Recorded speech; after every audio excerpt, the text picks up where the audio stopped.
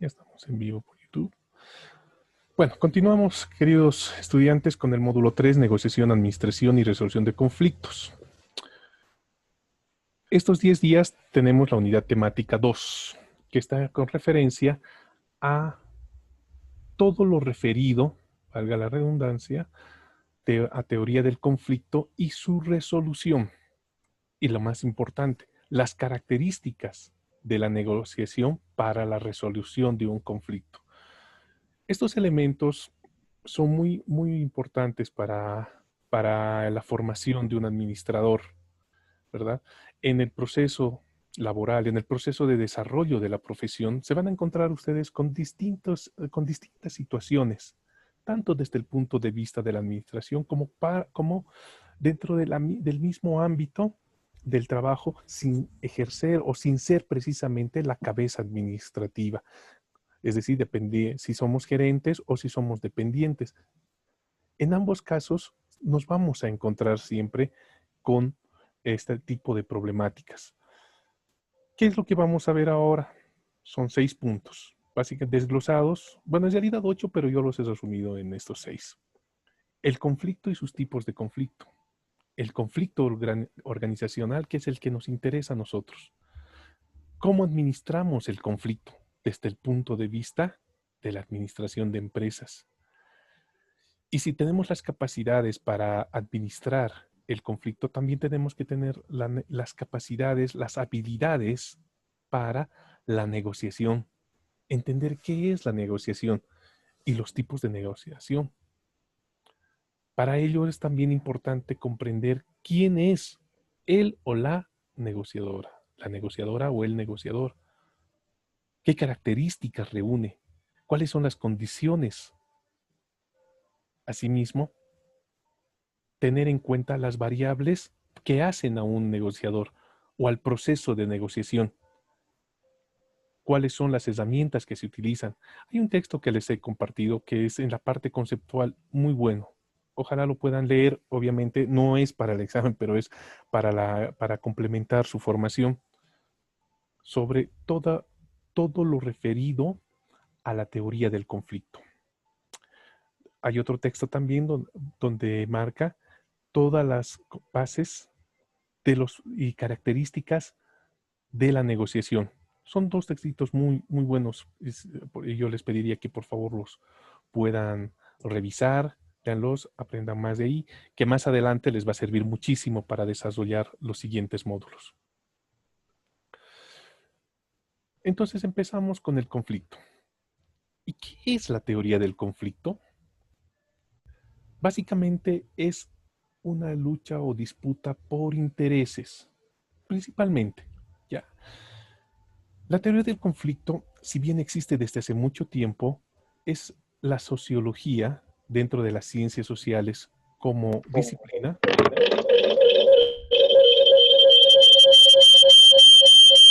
A ver, ¿quién está con su...? Voy a ver dónde está ese problema.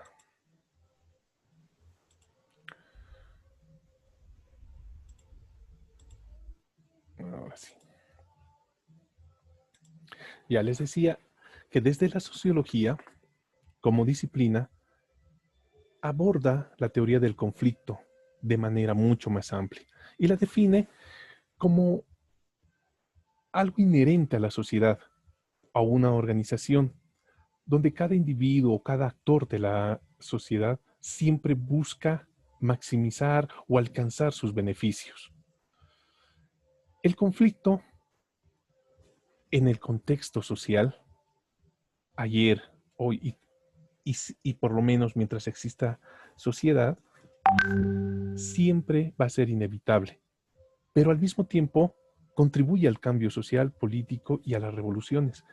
Si no hubiera conflictos, no llegaríamos a avanzar, no llegaríamos a hacer transformaciones, ¿ya? Eso, eso mismo permite que haya cambios en el aspecto social, político, económico. Uno de los autores que les he pasado, como es el señor Silva, dice que el conflicto es un fenómeno natural en toda la sociedad. Y se trata de un hecho social, haciendo referencia a a un sociólogo famoso como es Emilio Durkheim. ¿Sí? ¿Por qué es un hecho social? Porque interactúa entre personas, ¿no? Es consustancial a la vida en sociedad, es decir, no podemos vivir sin conflicto. Pero en un aspecto, si lo vemos, no necesariamente catastrófico, negativo, sino positivo. Positivo en el sentido laxo de la palabra, no en el sentido filosófico, ¿verdad? En otras palabras, necesariamente tenemos que entrar en disputas para llegar a un acuerdo y superar aquello. Y ese elemento de superar ese desacuerdo nos lleva a dar un salto cualitativo hacia otra situación. Las disputas son constantes, es una constante histórica, puesto que han comparecido en todas las épocas y sociedades a lo largo de los tiempos. Cuando dice comparecido, quiere decir que han estado presentes, han sido parte de la historia. El cambio social que determina toda dinámica de la vida de los seres humanos es una consecuencia que debe ser imputada de modo mayoritario, aun cuando no de manera absoluta, al conflicto. Es decir, no todas las transformaciones y cambios se deben a un conflicto, pero sí la mayoría de ellas. Ya pongámonos a pensar solamente en nuestra realidad. ¿Cuántas transformaciones han pasado a lo largo de los últimos 50 años en nuestra vida? Primero, como historia general e incluso personal. Siempre es a través de un conflicto existente que damos un salto o de una situación que se antepone, no se antepone, sino que se contrapone a otra, damos un salto. ¿Ya?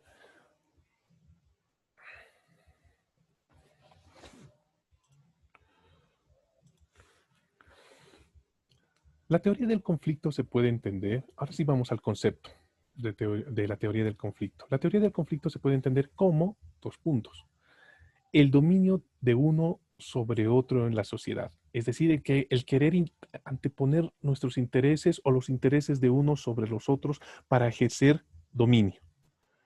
¿Ya? El conflicto social es síntoma de una realidad social asimétrica, es decir, desigual, donde las tensiones se resuelven en el mismo espacio en el que el conflicto se genera. Eso lo dice Michel Foucault, ¿no? Un pensador famoso desde la sociología.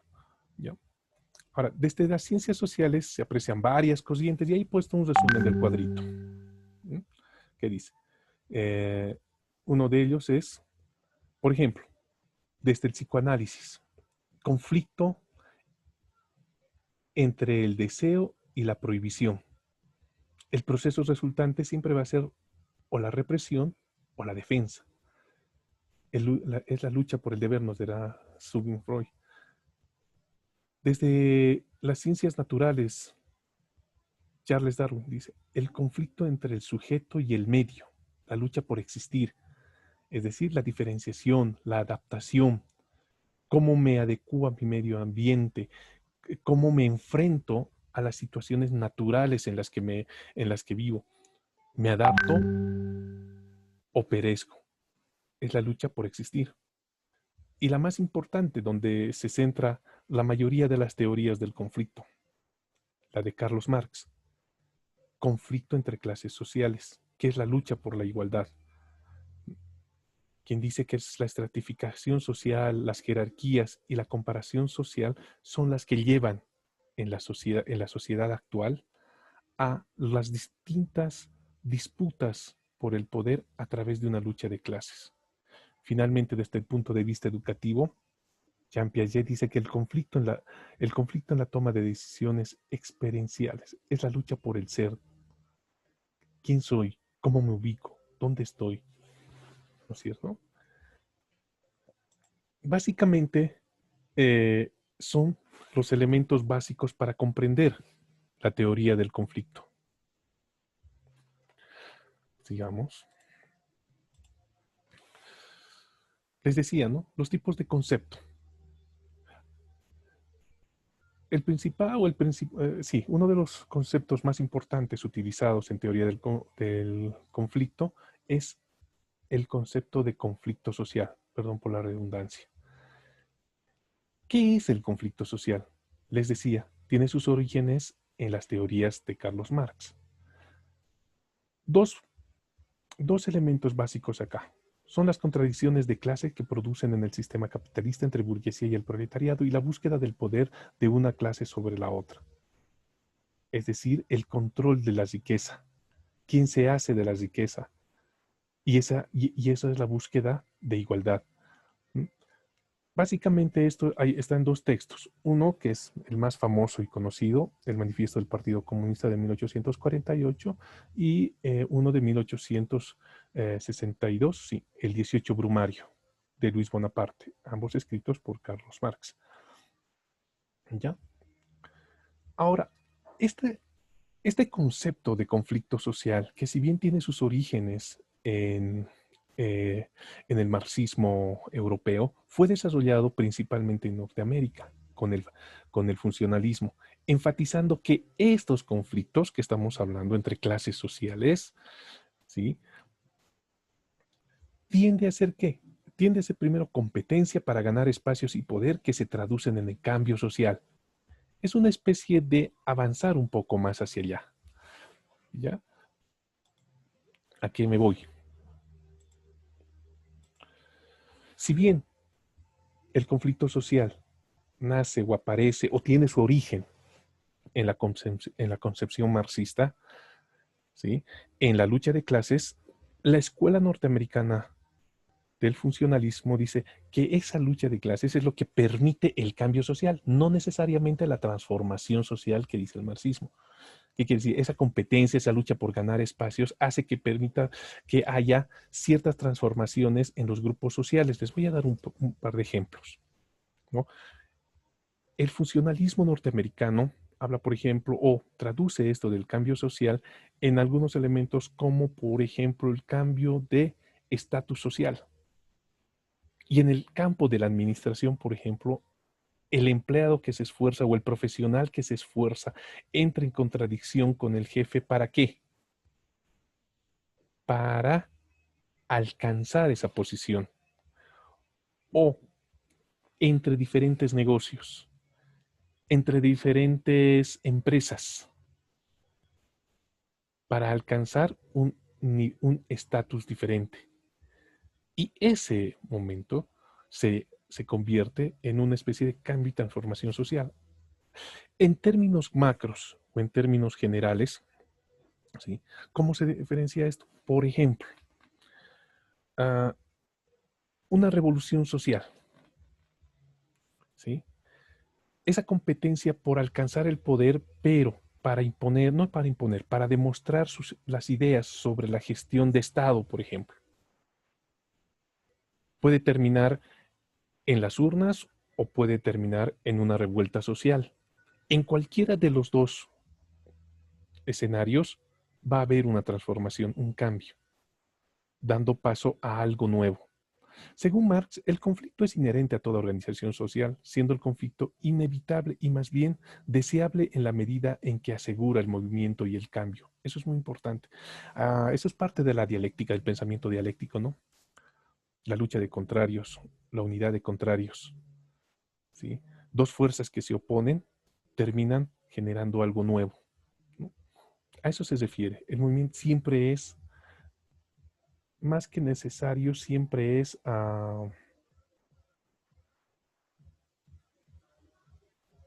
más que necesario, es admisible en la sociedad, ¿sí? Unas veces es cruenta y otras veces es sencilla. A ver, la mayoría de las transformaciones en la sociedad han sido cruentas. La Revolución Francesa, las guerras que producen transformaciones, las revoluciones, pero hay también cambios y o sea, conflictos, luchas que no necesariamente terminan siendo conflictivas, o mejor dicho, cruentas, ¿sí? Uh, por ejemplo, a través de las urnas, a través de un pacto social, a través de acuerdos que no sean traumáticos. Marx se refería a eso. ¿Ya? Un segundo tipo de conflicto, el conflicto cognitivo. Más o menos este viene de las ciencias de la educación, pero es muy importante dentro de la administración al momento de evaluarlo. Vamos a ir viendo más adelante. ¿Y qué quiere decir conflicto cognitivo? ¿Sí? Es la disonancia cognitiva que toma en cuenta, o mejor dicho, tomar en cuenta como la falta de conformidad entre dos conceptos o entre dos visiones, que en el caso de la educación tiene que ver con por ejemplo, para un estudiante, una palabra que tenga dos significados y en el momento de poder utilizarlo, ¿cómo lo utiliza? Ese es un buen ejemplo. ¿No? Entonces dice, es la disonancia cognitiva o disonancia cognoscitiva, tomando en cuenta que la palabra disonancia se refiere a la falta de conformidad, es decir, estar en desacuerdo con algo. En términos administrativos, generalmente en una organización que ya han debido ver en el anterior módulo, es una empresa, es un negocio, etcétera, que estamos administrando, ¿no? Entonces, dos criterios diferentes. Y por lo general, los subalternos o algún mando no sabe qué hacer con dos tipos de decisiones y entra en conflicto. La disonancia es esencialmente un conflicto intraindividual, o sea, de la persona, no necesariamente de la organización, pero que ese conflicto cognitivo afecta al resto. Por ejemplo, en el caso de un gerente o en el caso de un líder, cuando se presenta este conflicto, ¿qué es lo que va a pasar? ¿Qué es lo que va a pasar? ¿Sí? Si yo no sé interpretar correctamente como gerente una de las decisiones, no voy a poder asumir mando sobre el resto que está en la organización. Y en consecuencia le va a afectar no solamente al grupo, sino a los objetivos del grupo. ¿Ya? Dice conflicto de ver que los conceptos o métodos que maneja no son los adecuados para llegar a una conclusión satisfactoria en la resolución de un problema. Eso es muy importante y lo vamos a ir desglosando. El tercer tipo de conflicto, el cambio o génesis del conflicto. Y este es un poco más, vamos aterrizando, si quieren, a lo que somos como o queremos como administradores. Les explico. Un cambio implica una modificación en el estado actual de las cosas, dice. Dentro de la empresa se impulsan los cambios para mejorar su capacidad, para satisfacer las demandas de sus clientes o para hacer sus actividades más seguras, más fáciles, más rápidas o a menor costo, pero también se impulsan cambios para seguir las tendencias del mercado. Eso es muy común al tomar una decisión para mejorar. Pero estos cambios siempre están ligados a ciertos momentos de conflicto. Es decir, porque muchos somos reacios al cambio o no entendemos el cambio. No asumimos el cambio como algo bueno. Empezamos a tener posiciones conservadoras. O al revés, la o el que está generando el cambio se encuentra con oposición. ¿Sí? Ahí, en ese momento, es donde empieza una situación de conflicto. ¿Por qué? Porque ya no se puede avanzar. Ahí está, les he pasado la referencia bibliográfica de Cialdini, Duckman y Feist, que son los autores que hablan sobre la teoría del conflicto dentro de la administración. Es un texto que está en inglés no lo pude conseguir en castellano, por eso no lo compartí. Y ayudándome con otros autores, los referencié de esa forma. Entonces nos dice que hay ciertas características o 4 puntos principales, ¿no? El cambio en el pensamiento colectivo de una comunidad, ¿sí? La transformación de la perspectiva social y política, lo que amenaza a los sistemas e instituciones actuales, como en política, digamos. Cuando hay un nuevo gobierno e impulsa algunas transformaciones, surgen disonancias y algunos sectores conservadores que se oponen a aquello. O, si bien no se oponen, no comprenden y por tanto no están de acuerdo. Las estructuras existentes se resisten al cambio y sus defensores producirán tanto conflicto como les sea posible. Como no entiendo, como no quiero, o me opongo, o no estoy de acuerdo, entonces, mejor dicho, como no estoy de acuerdo, me opongo. Y el momento de oponerme o en la acción de oponerme es cuando ya no permito que avancen las cosas. Y ese es el momento preciso de la existencia de un conflicto. En tal caso, 4, el sistema social es estructurado para cumplir con las necesidades de la gente que lo controla o que le sirve. Es decir, o me impongo para que pase la transformación, o mejor, sí, el cambio, o acepto el cambio. En cualquiera de los casos va a haber una transformación, se desestructura, ¿ya?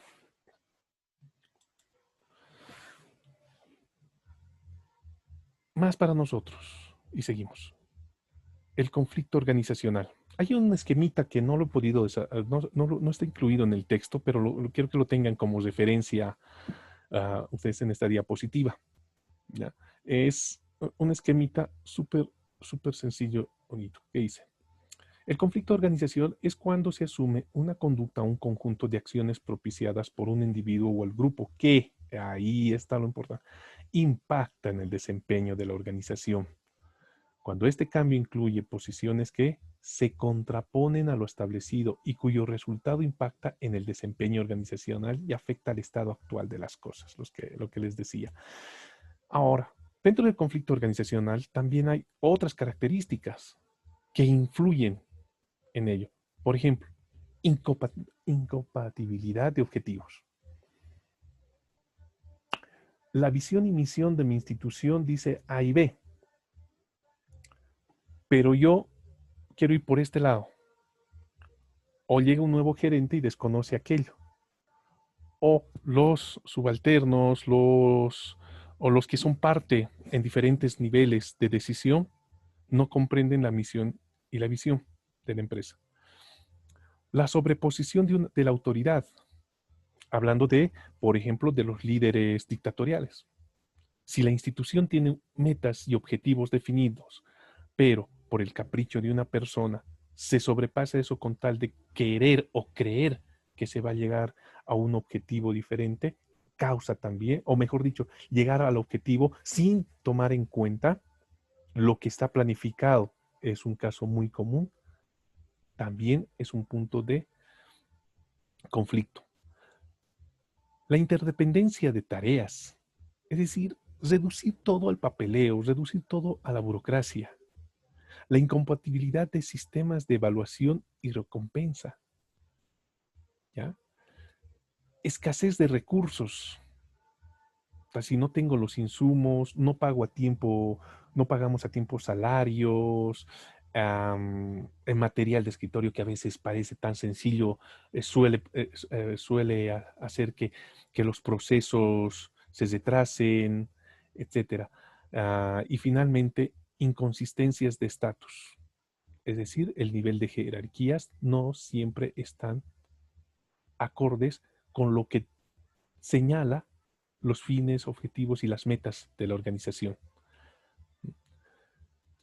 Voy a tratar de pasar en un par de paginitas este esquemita, que es mucho más sencillo de comprender que todo lo que está escrito en nuestros documentos, muchas veces. El proceso del conflicto organizacional, tercer punto, de los 6 u 8 que tenemos que ver. Según Sheldon y Druckmann, todo conflicto pasa por 4 etapas. Primero, cuando el conflicto es latente, es decir, está presente, pero no es perceptible. O si es perceptible, es como muy bajo nivel. Luego, por una etapa de cognición, es decir, comprender y conocer todas las características del conflicto. La conducta, que tiene que ver con las acciones de quienes están inmiscuidos en un conflicto. En otras palabras, lo que hacen las partes. Y finalmente el resultado, conforme cómo se haya identificado el conflicto, cómo se lo haya entendido y se haya manejado las diferentes conductas, habrá un resultado que para el caso de nosotros siempre tiene que ser favorable. No somos abogados ni estamos yendo a pelear un juicio, no. Aunque pareciera, y ustedes van a ir viendo en el proceso de aprendizaje y también en la práctica y algunos que ya conocen del tema, pareciera a veces que hay que ser abogado, porque hay que munirse de información, hay que munirse de normativas, etcétera, para llegar a, pero no se trata de ganar, se trata de llegar a un acuerdo. Esa es la diferencia. Vamos describiendo un poco cada uno de esas etapas.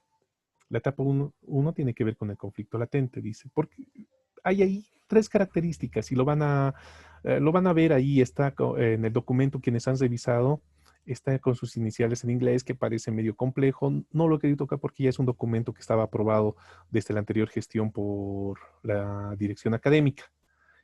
Así que no lo he querido tocar en ese sentido, pero aquí se los he traducido. La primera es el conflicto latente, que no son expresados de manera visible. Les voy a poner un ejemplo. ¿Qué es un conflicto latente en una empresa, por ejemplo? ¿Ya? La falta de insumos. ¿Ya? Si bien está a cargo de una unidad o una dirección, etcétera, si no se hace seguimiento, se puede sobrellevar. Pero ¿en qué puede desencadenar? En un mal trabajo, en un trabajo ineficiente, en el no cumplimiento de las actividades correctamente por falta de ese insumo. Y muchas veces las personas no hacen mucho problema y prefieren llevar sus cosas. Por ejemplo, cuando se trata de material de escritorio. Es un ejemplo bien, bien común. No me hace falta, bueno, a ver, no me dan bolígrafos, no me dan papel, yo me llevaré. Pero eso tiene un límite. Y eso puede desencadenar en un proceso o en la paralización de un proceso o en conflictuar el objetivo de todo un proceso. El segundo elemento de un conflicto latente, que son los procesos ya cuando se manifiestan, ¿sí? Cuando ya es observable, pero todavía no es, como les digo, palpable, ¿ya? Por ejemplo, cuando ya te das cuenta que las cosas no están saliendo bien porque faltan, sigamos con esto de los insumos, ¿no? Es en otro tipo de papel, o te dicen, ¿por qué no ha llegado las cosas a tiempo? Es que no había. ¿Por qué no se ha cumplido con esta directriz? Es que recién me han dado los insumos, ¿no? Entonces, son esos elementos los que hacen que se hagan observables estas características que tienen que ver con el conflicto latente. Y finalmente está el proceso agresivo del conflicto manifiesto. Ya cuando las cosas pasaron de manifiesto y pueden ser destructivos. Cuando llegan a un momento en que, no, pues ya no hago las cosas porque no hay material. No voy a cumplir porque no me han dado esto. Ya hay una posición encontrada del otro lado. Para esta etapa muy importante tomar en cuenta lo que dice. Ningún conflicto latente debería pasar a manifiesto y deben ser intervenidos a tiempo para evitar una escalada recurriendo a las diversas estructuras de la organización. ¿Eso qué quiere decir? Que si es identificado hay que resolverlo por donde, por ejemplo, si es un conflicto entre dos miembros de la organización, tiene que pasar primero por recursos humanos. Si es un conflicto por insumos como el que estábamos hablando, tiene que pasar por la unidad de administración y etcétera, etcétera, ¿verdad? A eso se refiere con todas las que participan las estructuras de la organización, según sea el caso. Cognición, la segunda etapa. Si las condiciones de la etapa 1 se han cumplido, es decir, han pasado hasta ser manifiesto y peligrosos y destructivos, ¿no es cierto? Por esos otros dos elementos que tienen que ver con el conflicto latente, dice, esta etapa es cuando se materializa el potencial de oposición o incompatibilidad y desembocan en un conflicto si una parte es afectada, generando ansiedad, tensión, frustración y hostilidad. ¿Sí? Sigamos con este ejemplito que me gusta, ¿no? Es mucho más sencillo de entender. Si la organización, la institución, como ustedes quieran llamarla, no ha identificado correctamente el conflicto, pero además no ha tomado cartas en el asunto, como decimos de manera coloquial, ¿sí? Esto afecta a los intereses de la organización. Ya les decía, ya no se cumplen los objetivos, solamente por falta de material, pero al mismo tiempo genera ansiedad, porque yo como gerente o como líder, o como director, etcétera, exijo. Pero si no hay los insumos, en la otra parte genera miedo, tensión, ansiedad, porque ya no sabe cómo va a cumplir las cosas. Al mismo tiempo frustración, porque digo, ¿para qué yo estoy esforzándome si no hay los medios necesarios para hacer las cosas? Y finalmente me enfrento contra el que es el responsable, o finalmente ante mi jefe. ¿Sí? Le digo, usted no tiene la culpa, usted no entiende cómo estoy trabajando. O voy al otro, por tu culpa me he hecho llamar la atención, porque tú no me has dado el material a tiempo. ¿Sí? Entonces dice que estas condiciones dependen de algunos elementos, como el lugar que se ocupa respecto del conflicto, como por ejemplo la injerencia, la influencia, el poder, el interés que, que un agente tiene respecto a un conflicto denominado distancia. Allá. Acá es muy importante para conocer cuáles son los elementos del conflicto, saber en qué lugar está. Eso le llama a la teoría del conflicto distancia, es decir, en qué lugar están las partes, qué jerarquía ocupan, son los directos interesados, son indirectos, ¿sí? Son precisamente los que intervienen y son parte del conflicto, eso le llama injerencia, los que influyen porque de ellos depende ciertas situaciones y de ello se emana algún poder. Por ejemplo, un jefe sobre un subalterno, ¿sí? O el interés, que también es muy común, por ejemplo, en relaciones laborales, ¿ya? Me interesa que esta persona fracase en su trabajo porque así se va a ir. Esos elementos nos llevan a la tercera etapa, que es la de conducta. Y esto tiene que ver con las acciones que emprenden los individuos o los grupos en el proceso. Permítanme un segundo. Llamando. No, estamos todo bien. Parece que alguien estaba llamando. En fin. Y dependen, dice, perdón, de conducta. Son las acciones que emprenden los individuos o los grupos en el proceso del conflicto. Dependen de factores como el historial del conflicto, de conflictos anteriores, es decir, si ya se ha presentado este tipo de cosas, de hechos, de actitudes, de acciones. Eso ayuda a determinar cómo enfrentar el conflicto. La estructura de la organización para fomentar o reprimir los conflictos. Es decir, si se ha repetido o no se haya repetido, pero busco, digamos, en administración. ¿Sí? Fomenta, cada vez hace lo mismo. O trata de solucionar los problemas, cuando dicen, ¿no? Fomentar o reprimir los conflictos. ¿Sí? Eso en términos de estructura, en términos de lo que tiene que ver la organización, pero también tiene que ver con conductas y acciones de los interesados, de las personas, de los individuos, como la personalidad, el grado de agresividad que puedan tener o el nivel y eficacia de comunicación, ¿sí? Si no saludo, soy mala onda, influyo en el conflicto, ya sea de forma destructiva, como van a leer en los textos, o de forma positiva. Sí estoy afectado por el conflicto, porque no me han dado insumos, pero si soy proactivo y trato de solucionar, ¿no es cierto? Voy a contribuir a la resolución del conflicto con un resultado diferente al que si soy destructivo. Los niveles de agresividad, por ejemplo.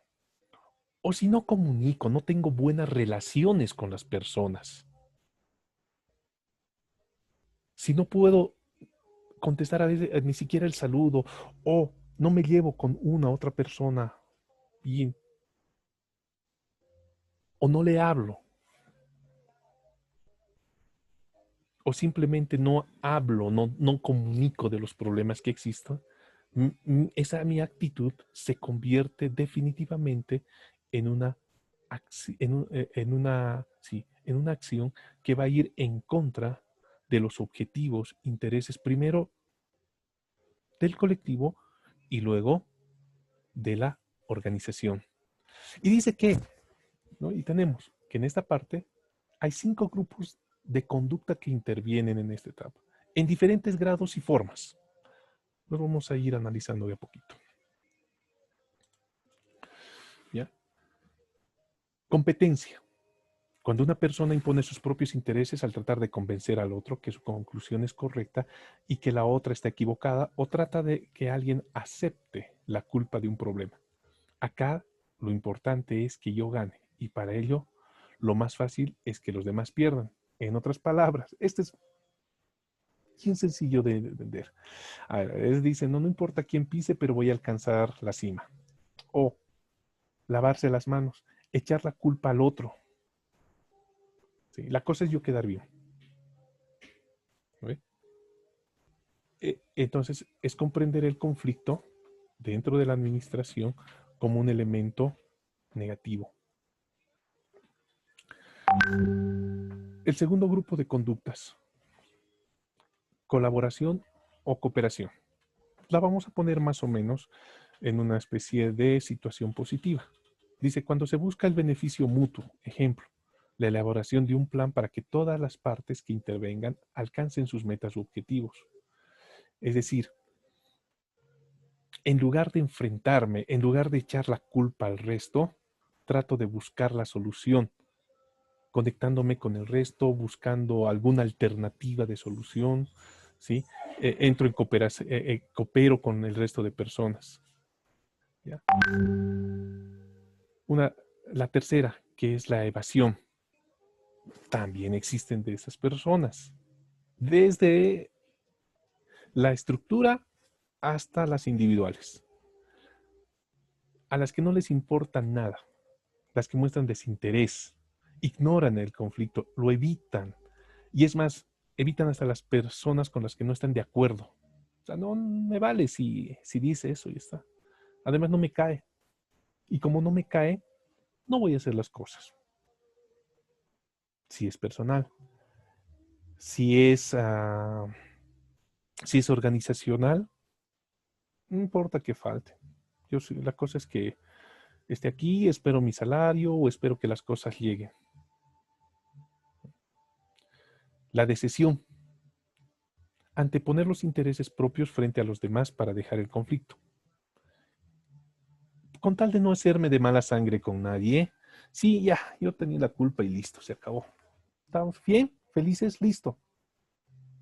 ¿Qué dice? Que no es el mejor de los caminos, porque lo ideal es equilibrar y que ambas partes puedan llegar o que ambas partes pierdan o ganen algo. Eso dice en el texto, ¿no? Los autores se refieren a eso. Por ejemplo, ¿m? Reconozco mi error, pero tú también reconoces la tuya. Yo reconozco que he hecho mi mal trabajo por falta de insumos, pero porque también la administración no me ha dado. Y la administración diga, sí, yo me he atrasado en entregar eso. Por consiguiente, vamos a encontrar la forma de mejorar aquello. Y la última que es de las más destructivas, la agresión, ¿no? Que puede llegar a agresiones físicas, verbales, amenazas, etcétera, que es la imposición de lo que yo creo, imposición, con métodos destructivos, dice. Y esos métodos destructivos para la administración tienen que ver con agresiones físicas, llegar a los extremos. En definitiva, ello no solamente afecta a los involucrados en el conflicto, si es de manera personal, también o afecta a los objetivos que tiene la organización.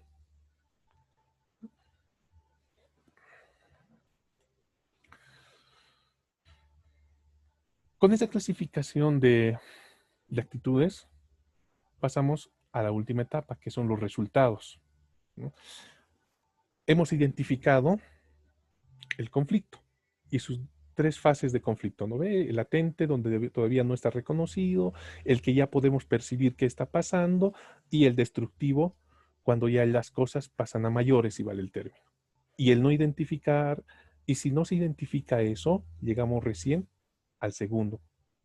Y de ello vemos o mejor, si pasamos al segundo, que es el cognitivo. Y en el cognitivo podemos comprender cuáles son los factores por los que se ha dado. Y al final entendemos las actitudes referidas a cómo se pronuncia y quiénes se pronuncian se comportan de una forma o de otra respecto del conflicto. Teniendo esos tres elementos, podemos llegar a ciertos resultados. Y siempre van a ser de dos tipos: funcionales, si el conflicto que termina en una mejora en el desempeño de la organización.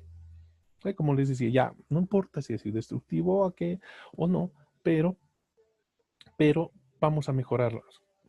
Puede haber llamadas de atención, puede haber conciliación con los trabajadores o con los miembros, no vamos a llamar trabajadores, vamos a llamar con los miembros de la organización, ¿sí? O simplemente se hayan resuelto las cosas por mejorar aquellos elementos que han generado el conflicto. ¿Ya? Siempre, siempre, siempre mejorando el desempeño de la organización, es decir, para alcanzar los objetivos trazados. Y los disfuncionales, ¿no? Son aquellos elementos que obstaculizan. No voy a hacer mi trabajo hasta que no me den, pero no. O páguenme, devuélvanme todo lo que yo he invertido. Yo he traído de mi plata y encima me dan memo. O me rillan o me llaman la atención. ¿Sí? Dentro de las disfuncionales hay algunos elementos, que como por ejemplo está la etapa aniquilatoria. Es decir, cuando ya las cosas, como decimos comúnmente, las mandamos por el tubo.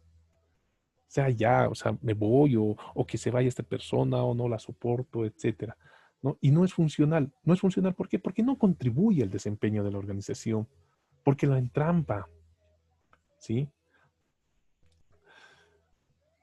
El conflicto puede ser constructivo porque mejora la calidad de las decisiones, siempre y cuando haya esa actitud colaborativa, por ejemplo.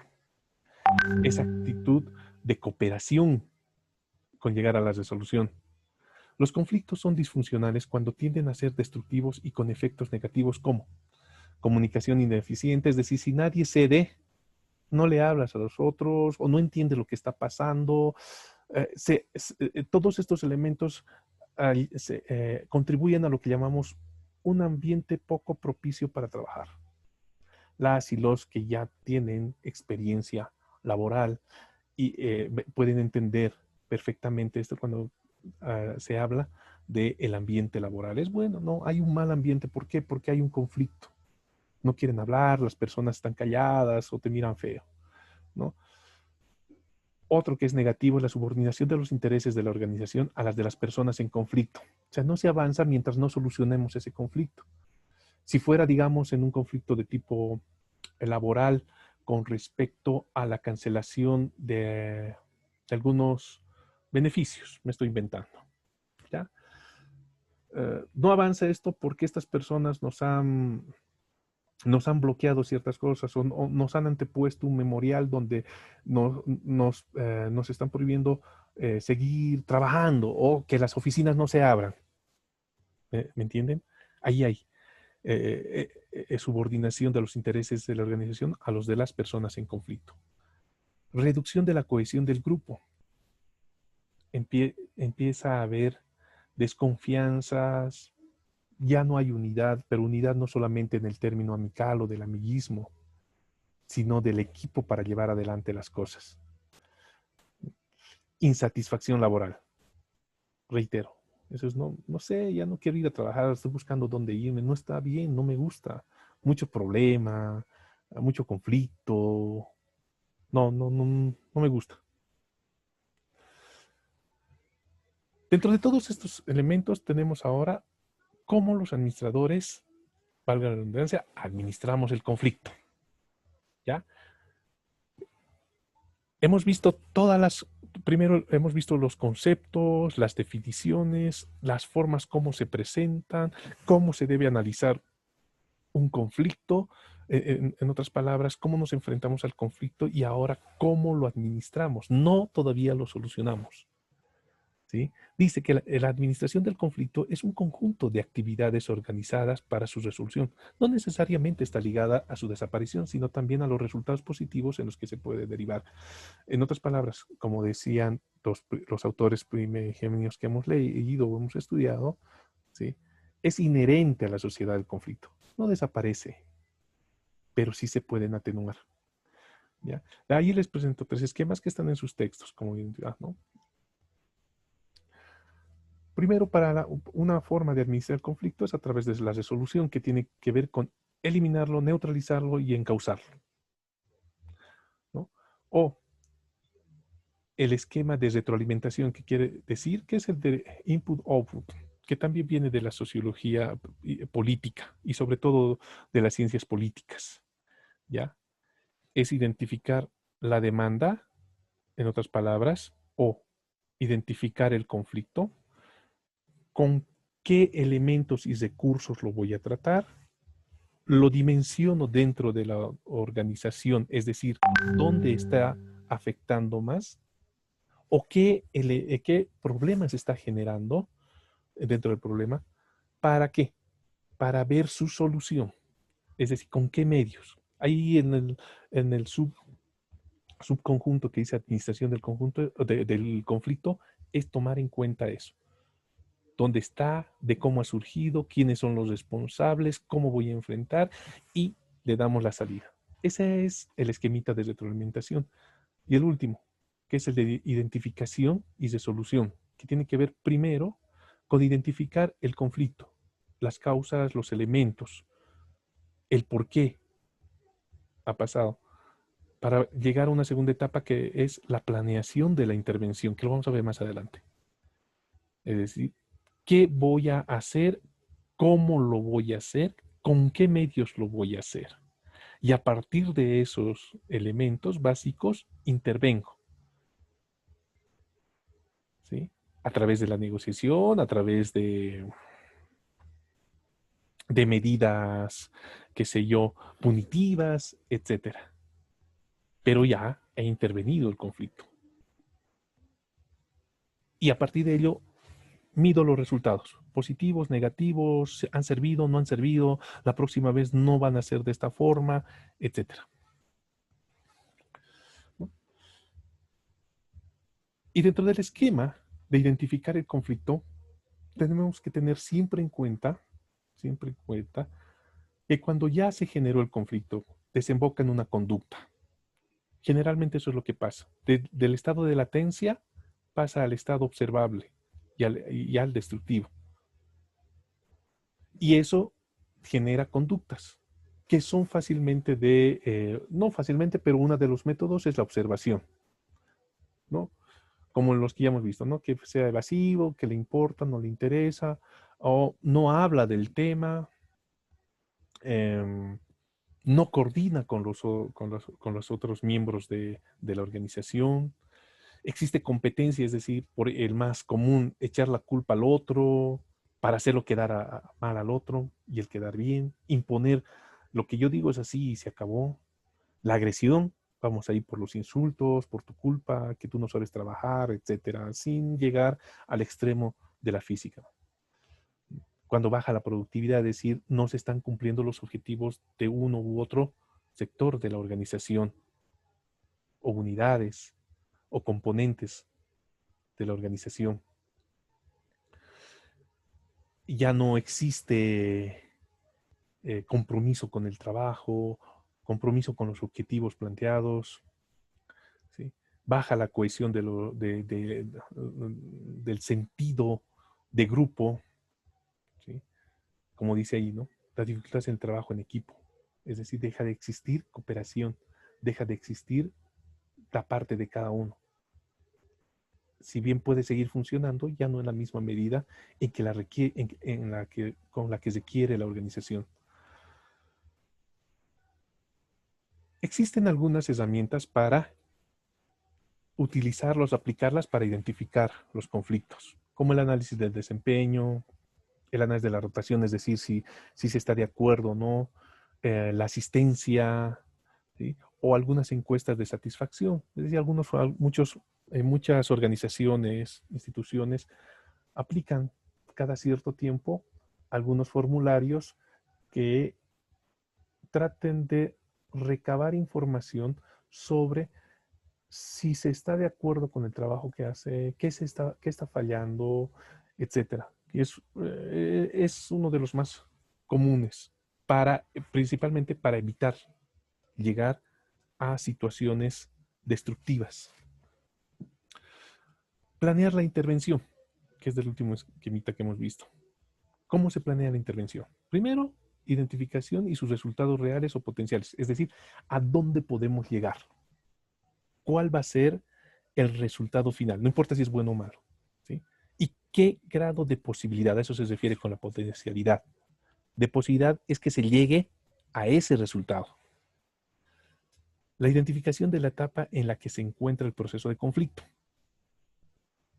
¿no? Si es latente, si ya se ha manifestado, se ha desencadenado, etcétera, o si se ha vuelto ya destructivo.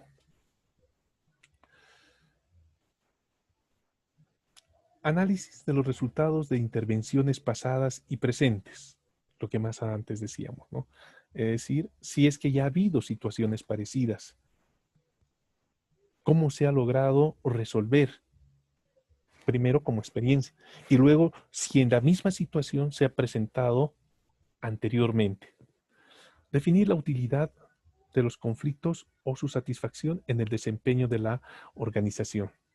Es decir, si estos han mejorado o han empeorado en la consecución de objetivos, en la forma de desarrollar el trabajo.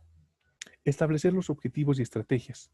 Es decir, cuando ahí está entre paréntesis, hacer una elección de todo lo que he analizado, qué es lo que voy a llevar, a dónde quiero llegar y cómo voy a llegar. Plasmar los resultados en un plan de acción. Tengo esto ha pasado por esto, por esto, por esto. Hago mi plan de acción para que no vuelva a pasar, en otras palabras. Ha llegado a esto porque la unidad de administración o de almacenes no provee a tiempo los insumos necesarios. Por consiguiente, he identificado que no se desembolsan, por ejemplo, a tiempo los recursos para la compra. De esa evaluación digo que los recursos deben llegar a tiempo o no se han entregado los insumos a tiempo porque el responsable, ¿sí?, no ha ido a trabajar 2 veces. Entonces el resultado me tiene que dar que o llamada de atención o cambio del responsable o desvinculación, cual sea la acción final a tomar, ¿sí? Y finalmente intervengo aplicando una estrategia. ¿Cómo intervengo el conflicto? Hay 2 formas de hacerlo. Por un agente interno y por un agente externo. El interno dice, no involucra a terceras partes, sino que se refiere a los esfuerzos de las partes en conflicto para resolver sus propias diferencias sin asistencia de otros.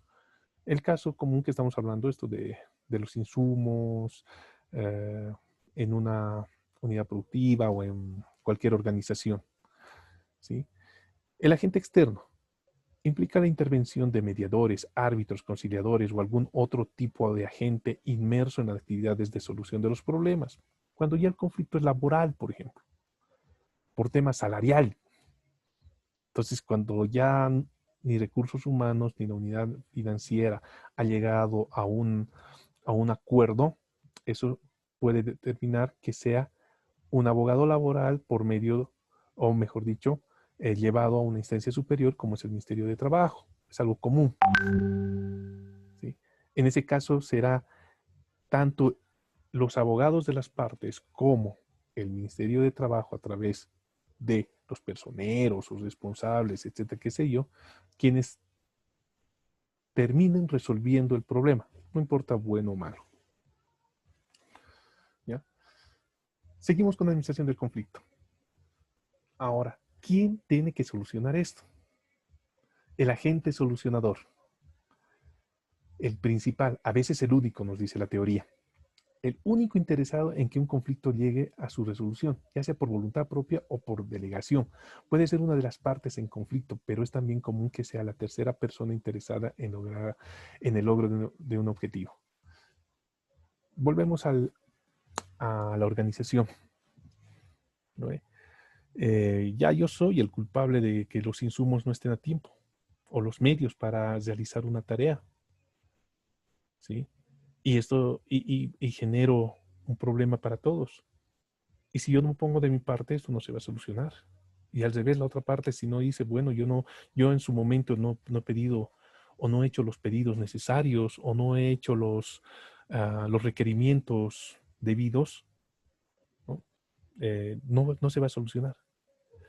Y si es un conflicto de donde intervienen unos terceros, como un abogado, y que diga, bueno, llegaremos a este acuerdo, ¿verdad? A eso se refiere con el agente solucionador. Y al revés, si por ejemplo el tercero dice, no me interesa y quiero llegar hasta las últimas consecuencias, algo común, el conflicto no se resuelve. ¿Ya? Estrategias para intervenir en el conflicto. Modificar la estructura, es decir, direccionar el conflicto para su resolución. A través de la información que tengo, yo puedo ver cómo la voy a manejar aquello.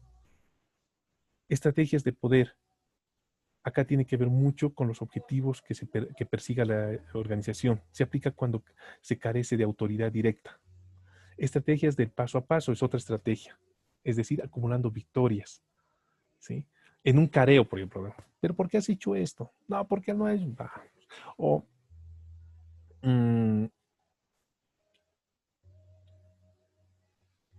cuando alguna de las partes va cediendo algo que finalmente termine en no solamente la solución del problema, sino en beneficio del colectivo. ¿Ya? Otra estrategia, las coaliciones o alianzas. Esto generalmente pasa más en, digamos, si fueran miembros de una organización, como en el caso de unos trabajadores, que varios se unan para hacer un reclamo colectivo, por un lado. Y si es dentro de las estructuras de mando de las organizaciones, que varias unidades vean la forma de solucionar o identifiquen el conflicto, que ayuden a identificar dónde están los problemas principales. ¿Sí? Es una estrategia de intervención. La negociación. Vamos, ahora aterrizando un poco más. Dice que existen dos métodos generales, la negociación distributiva y la integradora. En la distributiva, o la distributiva mejor dicho, implica una pérdida para uno y una ganancia para el otro.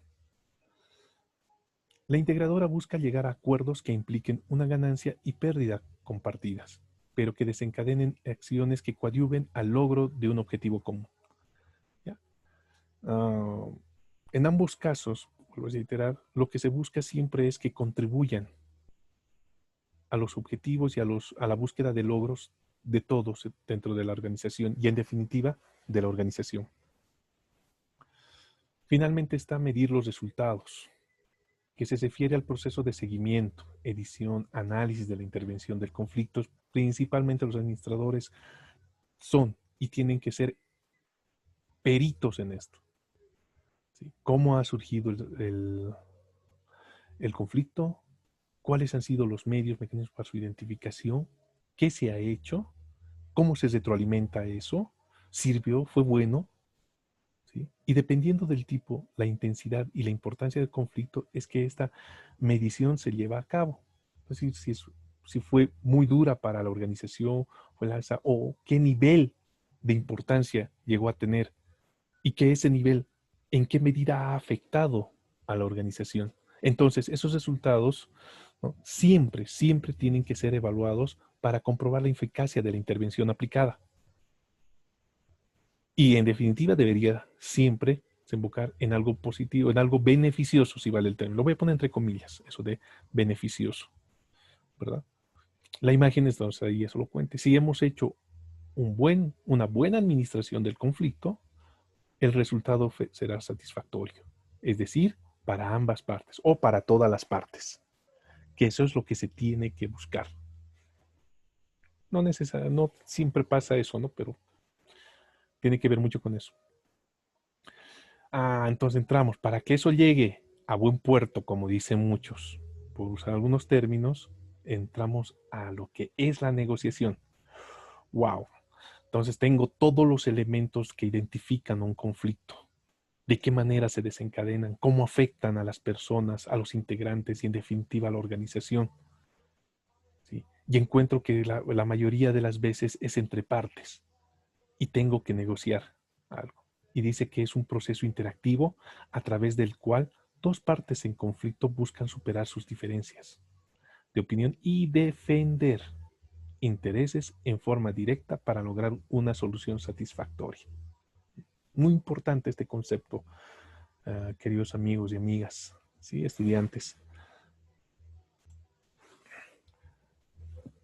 Para establecer esos elementos o ese concepto, para desarrollar esa acción negociadora, hay que cumplir ciertas condiciones. Y cuando digo cumplir ciertas condiciones, no quiere decir que es como un checklist, sino que se presenta como situaciones que hacen a la negociación, ¿ya? Pero siempre cuando se reconoce el conflicto, en otras palabras, ¿no? Si hay dos trabajadores o dos personas que se están peleando, se están sacando la mugre, tienen todo tipo de conflictos personales, hay hasta sentimentales que pueda pasar, pero si no se conoce y no es visible y no afecta al conjunto de la estructura, no hay por qué hacer un proceso de negociación, pero está latente, que en algún momento puede desencadenar. Por eso se dice, o mejor dicho, establece la teoría que se aplica cuando se reconoce el conflicto. Dice, hay intereses comunes entre las dos partes. ¿Lo ve? Tiene que haber un interés común. El que se quede en el trabajo, el que tenga mi salario, el que mejore mi trabajo, etcétera, o el que no me llame la atención. Hay diferencias entre el grado de... perdón. Perdón. Ahora sí. Hay diferencias entre el grado de poder entre las partes, pero ninguna tiene poder absoluto sobre la otra. Entonces es cuando hay una imposición, pero no existe posibilidad de que una o la otra se imponga. ¿Ya? En otras palabras, cuando sostienen una verdad, cada una, cada parte, ¿ya? Tienen mucha fuerza y hasta pueden ser mandones o qué sé, pero no termina resolviendo el problema. Hay puntos de vista diferentes en la forma de tratar el conflicto. Los diferentes ángulos de análisis, las diferentes formas de interpretación de las y los orígenes del conflicto. A eso se refiere. ¿Ya? Ambas partes aceptan que el costo del desacuerdo es superior al del acuerdo. De esta manera se reconoce que la solución del conflicto no se basa en la imposición de una parte sobre otra, sino como resultado de un intercambio, ¿no? En el caso de la aceptación de responsabilidades. Ahora, para esto hay ciertos requisitos básicos. Esos sí son requisitos. Ahí eran dos, ahí lo he repetido, perdón. La primera no es. Sí. Dice, que exista voluntad de negociar por todas las partes intervinientes. Para que las condiciones se den, tiene que haber voluntad. Si no hay voluntad, no va a existir condiciones, ¿no? Y que los objetivos sean distintos o contrapuestos. Obviamente, ¿no? Si yo quiero que se vaya esa persona y él también quiere irse, ya no hay conflicto. Se solucionó. Opciones para lograr una buena negociación, siempre y cuando se den, siempre y cuando se cumplan primero las condiciones y luego los requisitos para esas condiciones. Hay opción. Apropiarse de lo deseado utilizando la fuerza. Pedirlo y mediante el uso de la influencia o aprovechamiento de alguna debilidad de la otra parte, lograr que se conceda sin ningún otro esfuerzo, imponerse, ¿no ve? Apelar a una transacción mediante el trueque, permuta, la compra o el cambio por algún servicio que sirva o contraprestación. Y utilizar la negociación que provenga de la palabra negocio, es decir, negociación del ocio o la actividad. Eso lo vamos a explicar después. Y de ello viene, dice, los tipos de negociación, que son dos básicamente. El bilateral cuando involucra a dos partes y el multilateral donde intervienen varias partes, intereses múltiples, que además dice que son los que mayor conflicto generan, porque no se puede llegar a acuerdos cuando hay muchos objetivos en juego, cuando hay muchas posiciones al respecto. Pero ¿qué se da? Entonces, un buen negociador, que ahorita vamos a ver, tiene que comprender y entender esos elementos. Ahora, aspectos de un escenario de negociación. ¿Dónde se negocia? Eso es importante. En la oficina del jefe, del gerente, del jefe de personal, en el mismo lugar donde se ha generado el trabajo. Esto define, da ciertas ventajas y desventajas, a veces por la jerarquía para no someter, pero sí que hay aceptación de ambas partes. O al mismo tiempo para también influir. ¿Sí? O puede ser en un territorio neutral cuando son mucho más complicadas las negociaciones.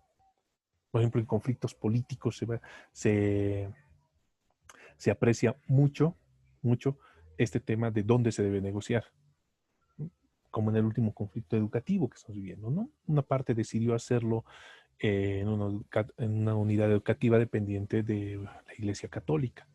¿Para qué? Para evitar seguramente una declaración de huelga de hambre en el lugar, si fuera en el Ministerio de Educación, o para evitar que sean amedrentadas las autoridades yendo a una de las confederaciones. Un ejemplo bien clarito para entender esto.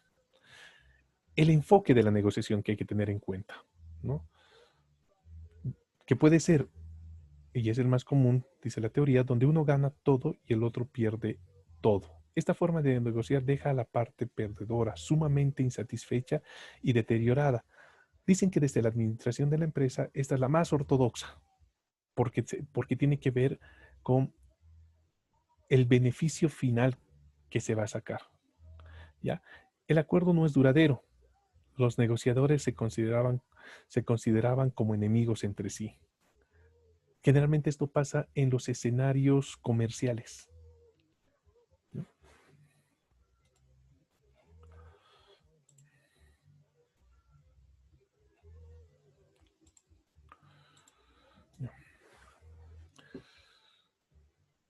Ahora, ¿quién es el negociador? ¿Cuál es su papel en todo esto? Hay que tener en cuenta algunas variables, nos dice la teoría, para ser negociador o un buen negociador, o como dice acá, para un negociador profesional. ¿Ya? Ya estamos acabando. Tiene que tener poder en el sentido de reconocer las características y las fuentes del poder y sus distintas formas de manifestación, es decir, quiénes intervienen en el conflicto, de qué forma lo hacen y la capacidad de tomar decisión sobre el conflicto. A eso se refiere el poder. Tiempo, muy importante, porque es establecer los límites disponibles para negociar de uno, del otro, del conflicto en general, de las personas o las partes intervinientes en el conflicto. ¿Ya? ¿Eso para qué? Para poder visualizar o ver cómo voy a llegar a ese objetivo en este proceso de negociación. La información.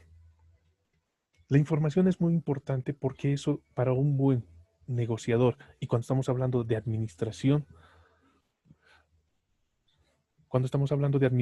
del conflicto, y ustedes como administradores tienen que entender eso, es recabar la mayor cantidad de datos que se tenga sobre el conflicto. ¿Ya? ¿Eso qué quiere decir?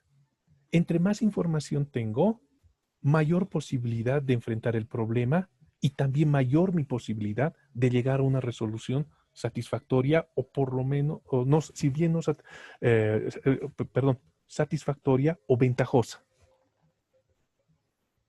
El espacio. volvemos atrás un poquito, ¿no? Es el lugar donde se debe desarrollar la negociación. Ya les decía, juega un papel muy importante por la influencia que puede ejercer sobre las partes. Si es en lugar neutral, en la oficina del gerente, del jefe inmediato superior, y si es un lugar donde es multilateral, que hemos visto hace unos minutos atrás, unos segundos atrás, donde se debe llevar a cabo, etcétera. Y, y finalmente, ¿sí? Un negociador tiene que tener representatividad, es decir, lo que lo acredita y le da poder de decisión.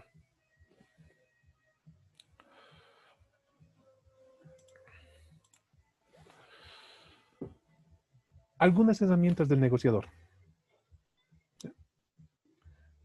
Una de ellas es conocer sobre psicología aplicada de la negociación, que es todo un material, pero es una herramienta, ¿no? Es decir, saber los estilos de negociación y sus resultados a través de comprender el comportamiento de las partes en conflicto, ¿sí? Saber cómo manejar las actitudes de uno. Si vamos recordando, habíamos dicho que hay ciertas actitudes personales o colectivas que hacen parte del conflicto. En la psicología puede ayudar a entender por qué esta persona se comporta de esta manera o por qué el colectivo ha actuado en función de alguna otra cosa que ha determinado que se dé de esa forma. Bueno, para no entrar más en el campo no más que de la especulación, sino de los ejemplos, y me voy a apasionar, sino con la psicología, ¿no? Vamos al segundo, que es el papel de los valores. Por ejemplo, ¿cuál es la fe de los intervinientes? Unos católicos, otros protestantes, o si uno cree en Dios o otro no, o en este momento, en nuestro contexto, en el sentido pluricultural de creencias, ¿sí? Eso que llamamos, que Max Weber, otro sociólogo, dice, ¿no? El conflicto con arreglo a los valores, o sea, de las creencias. ¿Sí? Por ejemplo, si una persona cree en el Ajayu y en la Pachamama y cree que porque hay uh, la, la organización tiene que pasar una mesa y por eso las cosas están pasando mal, frente a alguien que dice, no, esas cosas no existen, aquí usted ha trabajado mal. Esos elementos son importantes. O el filosófico, la forma como entiende la realidad. ¿Sí? No se olviden que filosofía quiere decir la forma como comprendemos nuestra realidad. O el político social, si es, por ejemplo, un conflicto con un sindicato. O si es un conflicto no necesariamente con un sindicato, sino por una agrupación o por un grupo social externo a nosotros, de la organización, y que tiene intereses diferentes en función del lugar que ocupa en la sociedad, por usar algunos términos estructural funcionalistas, o dependiendo de la clase social a la que pertenece, por utilizar la escuela marxista. ¿Sí? Finalmente puede ser económico o técnico. Esos elementos son muy importantes tenerlos en cuenta para entender, o mejor dicho, como herramientas del negociador en el caso del papel de los valores. Otra herramienta es la actitud del negociador eficiente. Actitud del negociador eficiente, es decir, que sea comprensivo, que objetivo, que no entre en la diatriba, hasta que si me insultan yo más empezaré a insultar. ¿No? Factores a tener en cuenta, ahí era con blanquito, ¿no? El uso de la creatividad y la comunicación.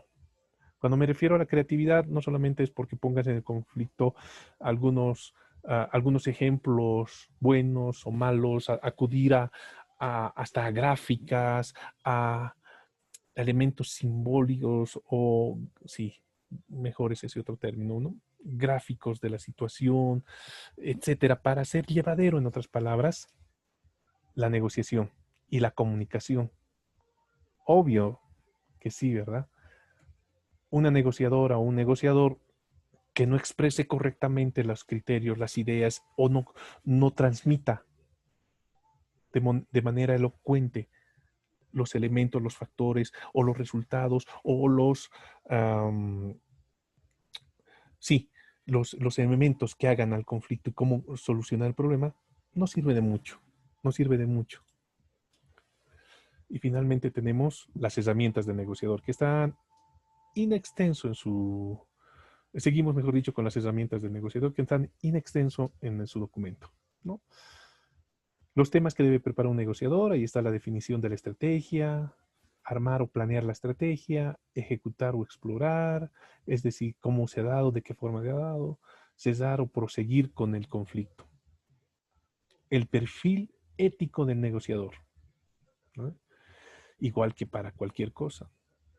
Honradez e integridad, por lo menos de manera ideal, ¿sí? No sirve un negociador que va a ir a buscar ganar a toda costa algo para la organización a la que se presenta. ¿Qué se da? Pero por lo menos debería ser integridad. Si estamos hablando de un elemento en que se tiene que llegar a un consenso, un acuerdo. Mantener claros los objetivos y subordinar los particulares a los generales. Es decir, los objetivos particulares siempre, siempre van a estar por debajo de los generales. Buscar ser justo, equitativo, escuchar a los demás, eso es muy importante. Sí, eso es um, una actitud demasiado importante para ser un buen negociador, es decir, aprender a escuchar, a pesar de que estemos en contra o de que ya conozcamos de qué se trata. ¿Sí? Ayuda a descargar las tensiones. Asumir sus responsabilidades en todo momento, ¿sí? Incluso en las situaciones más difíciles. Si la cosa se pone tensa, ¿sí? No voy a, como decimos comúnmente, no voy a patear el tablero. Algo como hizo en este último conflicto que yo he estado siguiendo a propósito de este tema con educación, porque creo que a todos nos afecta, ¿no? Tenemos hijos, etcétera. No le, al actual ministro no le gustó alguna cosa y se fue. Entonces no es un buen negociador, ¿sí? Yo tenía un profesor en la universidad que decía, ¿no? Si vas a hacer política y te vas a sentar a negociar política, tienes que tener estómago para todo. Pasapos, culebras y todo lo peor. Porque solamente así vas a poder conseguir resultados. Pero si no, no sirve. Reconocer los valores de los otros. Eso podríamos llamar como empatía. En algunos casos también se llama resiliencia, pero en el sentido de bajar tensión a partir de comprender las otras cosas. En nuestro contexto eso es muy importante, ¿sí? Por ejemplo, en términos lingüísticos y culturales, si no tenemos la capacidad de entender el origen étnico, por ejemplo, la fonología, y poder interpretar correctamente lo que está queriendo decir, no vamos a llegar a ningún acuerdo o no vamos a poder avanzar. Ser sincero, veraz, frontal, ser austero, economizando los recursos bajo su responsabilidad. No nos vamos a ir a negociar a un hotel de 5 estrellas, ¿no? Ni vamos a exigir pantallas LED para ver, ¿no? O exponer las cosas, algo así, a eso se refiere. Ser consecuentes y cumplir con su palabra. Respetar las reglas de las personas sin apelar a uso de trucos sucios, etcétera. No, esto para generalmente en las asambleas, ¿no? Pasan que se desfija una cosa, se dice una cosa y luego por argucias y otros se retractan y hacen otra. No aprovecharse de eventuales situaciones para ganar ventajas o para obtener ventajas. Ser leal, tenaz, perseverante en la consecución de sus objetivos. Éxito sería, casi 1 hora y media hemos estado con esto porque es uno de los temas más larguitos. ¿Sí? Wow, se nos han salido como 10, no han entrado como otros 10. Y bueno, ahí estamos. ¿Tienen alguna pregunta, queridos estudiantes? ¿Ha estado muy pesado? ¿No ha estado bien? ¿Dudas? Tienen la palabra. A ver, creo que les he silenciado a todos. Políticos, sí. A ver, ahora sí. Sí los escucho.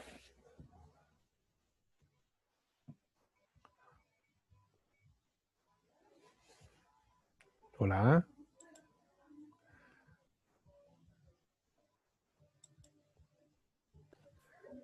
Bueno, licenciado, buenas noches. Comentarle que sí, la clase estuvo muy buena. Estaba un poco pesadita, pero nada que con un par de lecturas se pueda compensar. Perfecto. No, sí, sí, y si vamos a necesitar más tiempo o si gustan, podemos hacer una segunda sesión, pero yo primero quiero que revisen el material y vean, porque sí es uno de los más larguitos y pues ahí que he tratado de ser lo más didáctico posible. ¿Ya? ¿Qué más? ¿Alguna pregunta, alguna duda?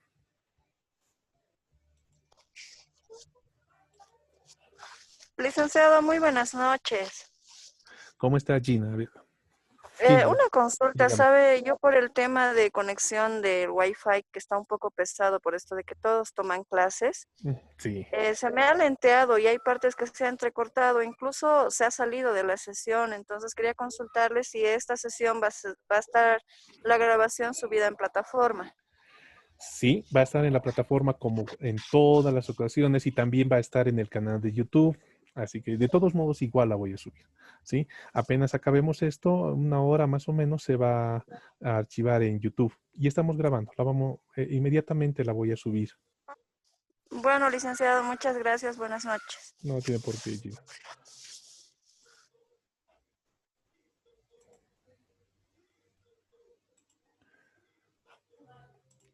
Ha estado muy pesado que se me han dormido, creo, ahí en sus lugares.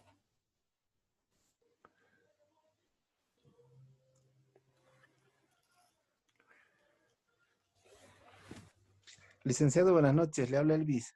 Elvis, dime, hermano. Eh, una situación, licenciado, en esta cuestión de conflictos.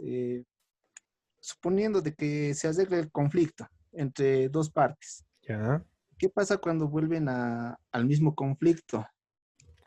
¿Qué decisiones ya se toman después de eso? A ver.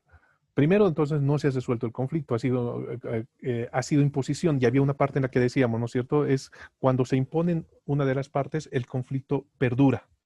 Puede solucionarse momentáneamente, pero perdura. Entonces, lo que se tiene o se debe hacer en la administración del conflicto es buscar las causas por las que no ha llegado a una resolución satisfactoria. Está bien, gracias, licenciado. De nada, Elvis. A ver, por ahí alguien estaba levantando la mano, permítanme un rato. Licenciado, buenas noches. Pablo, dale. Licenciado, ¿qué es lo que ocurre cuando, por ejemplo, se llega a una empresa con la que ya anteriormente ya había un conflicto dentro de una empresa y llega un personal nuevo y se ocurre el tema o sea, se involucra uno dentro del conflicto, digamos? ¿O cómo se resuelve ese tipo de conflictos? Desde el punto de vista no desde el punto de vista, desde la acción misma de la administración, eso debería estar solucionado. ¿Por qué? Porque es un externo que va a venir a potenciar, si vale el término, un conflicto ya existente, lo cual quiere decir que la parte involucrada de la estructura administrativa no ha solucionado el problema, ¿verdad? Porque lo frecuente es que el conflicto se dé entre partes al interior de la organización y no que se avive a partir de un externo. Otra cosa es que un agente externo, puede ser un trabajador, etcétera, qué sé yo, venga y cause conflictos a través de actitudes, no necesariamente de las situaciones ya existentes en la organización. Entonces, eso sí hay que identificar en su momento. Si viene a potenciar o a conflictuar más algo que ya existe, eso quiere decir que internamente no se ha resuelto el problema. Y en esos casos, por ejemplo, cuando uno, digamos, llega como administrador Ya, y ve ya. esa situación, Sí. Ya. Al revés, entonces, ¿no ve? Es el administrador el que encuentra problemas. que generan Sí, conflictos. Ah, pues sí. ahí el trabajo del administrador es buscar la forma de resolverlos, como no planteábamos en la clase, ¿no es cierto? Primero identificar el conflicto, las causas del conflicto y luego solucionarlas. Y si así mismo persiste, entonces hay que encontrar cuáles son las causales. A veces pueden ser por encima de las que podemos manejar. Y en esa situación solamente terminamos dando criterios de cuáles son los elementos que conflictúan y que ¿cómo se llama? Um, Mostrar lo que debería hacerse. Si los superiores aceptan o encaminan los problemas existentes, se va a llegar a una buena resolución. Y si no, simplemente el problema va a continuar y uno, llega como administrador, va a terminar renunciando. Mm. Muchas gracias, licenciado. De nada, Pablo.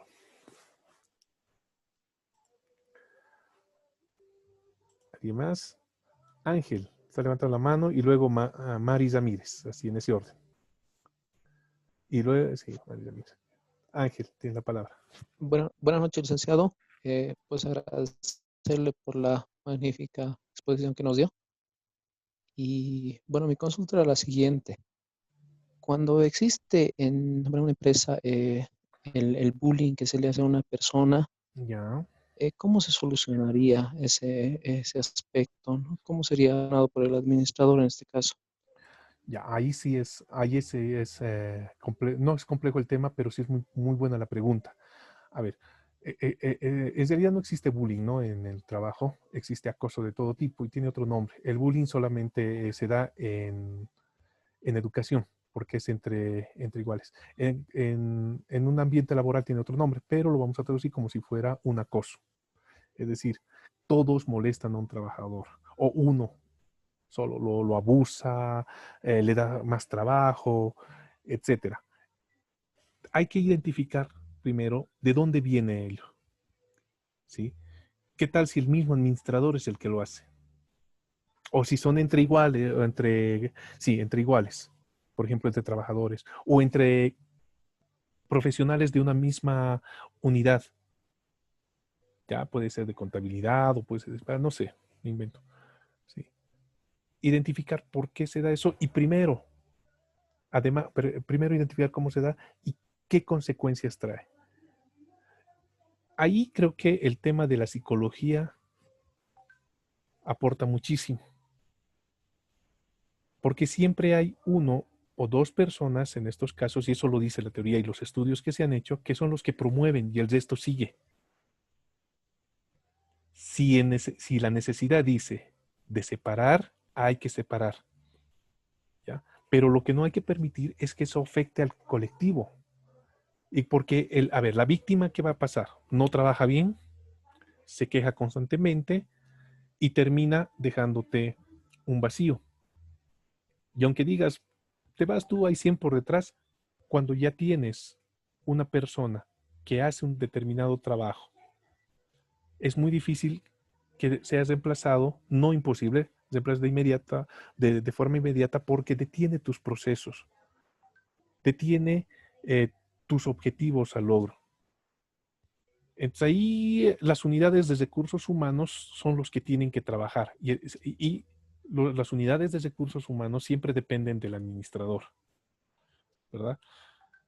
Por lo general el administrador nunca se da cuenta de eso, porque está más abocado a los otros elementos que generan el conflicto, pero se vuelve latente si es que, o mejor dicho, esa latencia se convierte ya en algo destructivo si es que la unidad respectiva no asume su responsabilidad. Como decíamos en una parte de la exposición, ¿no es cierto? Tienen que interactuar todos los sectores. En todo caso, lo correcto es hacer seguimiento al comportamiento, a las actitudes del conjunto de integrantes de la organización. Por eso es que ahora se llaman recursos humanos y dirección de organización laboral, algo así. La mayoría de instituciones ha cambiado eso, ¿no? ¿Qué quiere decir qué? que están velando por el buen desempeño de las relaciones interpersonales de los miembros de la organización. Y esa tarea es la que tiene que planificar el administrador para que se dé y así evitar ese conflicto.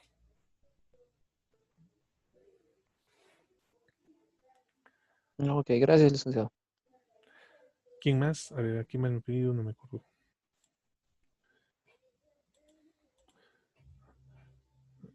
No ha bajado su mano. Ya.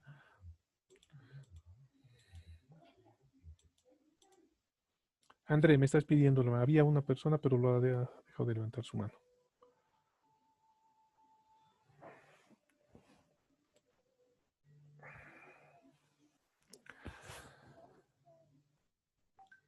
Andrés Rubén está levantando la mano. A ver.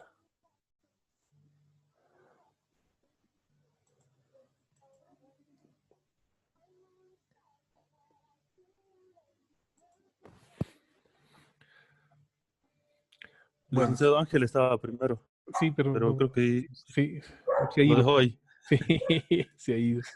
Dale, Andrés. Ah, licenciado, quizás algo más concreto, ¿no? Dentro de lo que es una empresa mediana o que quiere tener ciertos procesos establecidos, regulados, bueno, generalmente se capta o se busca en el mercado laboral a un trabajador, ¿verdad? Ujú. Se hace una entrevista para verificar si esta persona llega o no a cumplir o condice o comulga con lo que la empresa quiere decir, ¿no? Entonces, por eso es muy importante que los procesos, los reglamentos, el objetivo, la misión y todo lo demás de la empresa esté bien establecido y bien desarrollado, ¿no? Una vez que ingrese a la empresa, esta persona, evidentemente hay que dar un seguimiento a través de su unidad superior, pienso yo, y una capacitación constante, ¿no? Es decir, cuáles son los procesos internos, porque si bien puede ser un profesional o un experto en el área afuera, desconoce cuáles son los detalles que vienen a ser propios de la empresa, ¿no? Ujú. Entonces, en ese sentido, se lo va proporcionando. Ahora, ¿a qué viene todo eso, no? Porque, como usted mencionó, hay una inversión de lo que es tiempo, ¿no? Los recursos de la empresa. Y casi siempre la persona que está encima de uno es un varón, ¿no? Y en este caso Por yo lo me pongo en general, esa situación, por lo general. lastimosamente. O sea, allá vamos, ¿no? Pero generalmente es casi lo mismo, ¿no? Porque si esa figura de autoridad habla, es como el papá, ¿no? Que puede estar hablando a su hijo, pero al final parece que le está ordenando hacer algo, ¿no? O sea, por favor, sería bueno que hagas algo, ¿no? Y en el caso de los jefes, parece que están riñéndonos, ¿no? Cuando en realidad tal vez están tratando de hablar o decir algo más concreto. En ese sentido, ¿existe algún autor, alguna herramienta psicológica que pueda ser eh, factible? Porque pienso que en cualquiera de esos procesos, la persona que de pronto, perdón, tengo unos perros ladrando aquí, No te de preocupes. pronto, de pronto la persona que esté intentando trabajar y demás pueda llegar a mentir, digamos, no pueda llegar a detectar que la empresa tiene unos ciertos valores o ha cambiado y luego esta persona se convierte en un agresor interno, ¿no? Alguien que no dice las cosas, alguien que piensa ocultar las cosas, alguien que de pronto ya no dice y que si existe alguna herramienta, alguna especie de intervención, no sé, algo para rescatar a esta persona, porque uno creo que no es correcto dejarlo así, o que te vas, vete y puede tener incluso muchos más problemas ¿no? a futuro. Y lo otro es si lo dejamos dentro de la empresa y no se corrige, y yo creo que puede llegar a más, ¿no? Sí, definitivamente, André. O sea, bueno, en realidad hay muchos instrumentos, hay muchas herramientas para analizar esto. Está en la bibliografía que les he pasado, revisen un poco, pero sobre todo, está en aquello, ¿no? ¿Cómo recuperamos aquello y evitamos mayor acción destructiva? Y destructiva en el sentido positivo de la palabra, si vale el término. Es decir, ¿cómo va a afectar al resto? Sí, hay acciones, hay personas o miembros de una organización que por evitar el conflicto o evitar las consecuencias del conflicto ocultan información, por ejemplo, ¿no? Y no solamente información referida a algo, sino sobre los detalles y las cosas y las actitudes de cómo se produce un conflicto, ¿va? Conozco muchos ejemplos en el caso de relaciones interpersonales, por ejemplo, que las personas encargadas, como lo parte de los recursos humanos, ven y saben que hay cierto grado de conflictividad entre los miembros, pero no asumen ninguna acción y dejan pasar las cosas, ¿verdad? Entonces la responsabilidad desde el punto de vista de la administración es precisamente identificar esos elementos. ¿Sí? Está bien clarito en la teoría. Tener la capacidad de poder prevenir las consecuencias negativas del conflicto a través del uso de instrumentos y herramientas como una de ellas la observación, el análisis, y que más adelante ustedes van a ver, analizar sobre ya esos elementos concretos que tienen que ver con el manejo de recursos humanos, por ejemplo. Sobre la psicología de los recursos humanos, sobre los elementos, incluso hasta psicopedagógicos, de comprender las acciones de las personas que lleven a un determinado, en este caso, conflicto. ¿Sí? Pero sí, Andrés, existe y me comprometo en pasarles alguna bibliografía al respecto. Me la estoy anotando en este momento.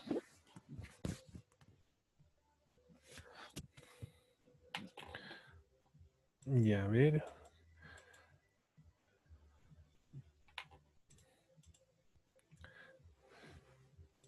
¿Alguien más quiere opinar, aportar? No necesariamente una interrogante.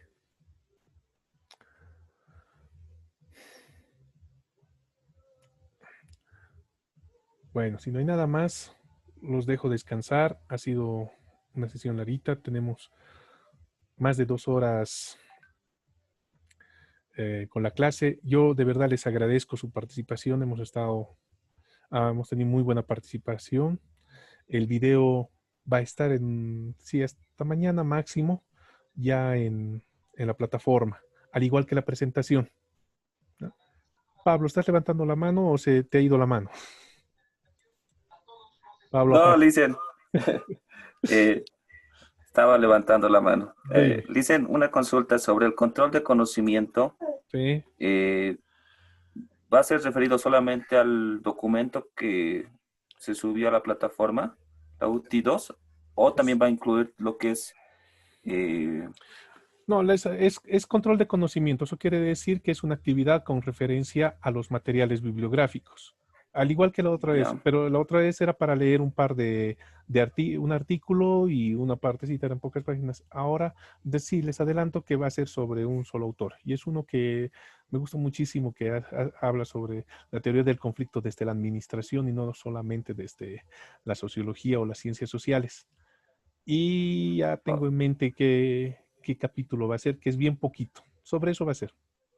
Y de repente sea una sola pregunta problematizadora, así que a prepararse. Ok, licenciado. Bueno, tenía una dificultad con bajar el tema de la documentación de la UTI número 2 para ya. Se los paso en un momento más, igual que la anterior vez, texto por texto al grupo de WhatsApp. ¿Ya? Por favor, licenciado. Muchas gracias. Claro que sí. Listo. Abrazo.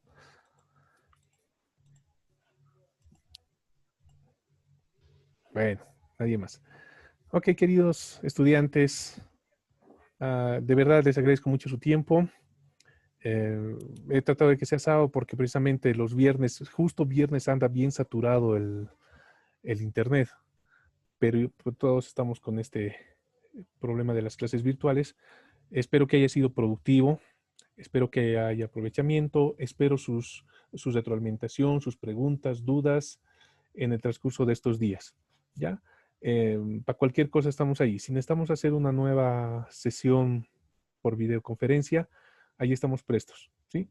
Un abrazo, descansen, que tengan un resto de fin de semana reparador. Chaucito. Buenas noches, gracias. Buenas noches, Buenas noches, licenciado.